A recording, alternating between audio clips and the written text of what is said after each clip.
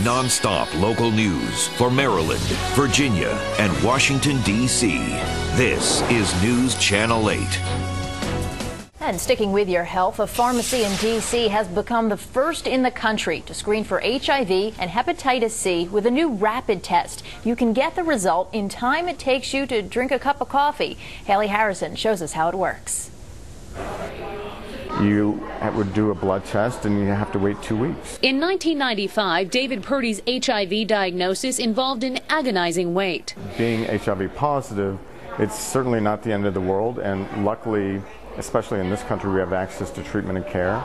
From those 2 weeks to 20 minutes, this Northwest pharmacy is taking the anxiety out of HIV and hepatitis C screening. We're giving one more area that people can stop and get their status. They need to know their status. Heather Free is the first pharmacist in the country to offer both rapid tests. OraQuick. The Centers for Disease Control has approached her about including this BioScrip Pharmacy in a national pilot. It's something that a patient can come in here and do themselves with my guidance of helping them put it in the bio and getting the results. 3% of Washingtonians have been diagnosed with HIV/AIDS. Even though there's definitely a serious problem here in D.C., I think they're taking the right steps. In the district, no infant has been born HIV positive in 3 years.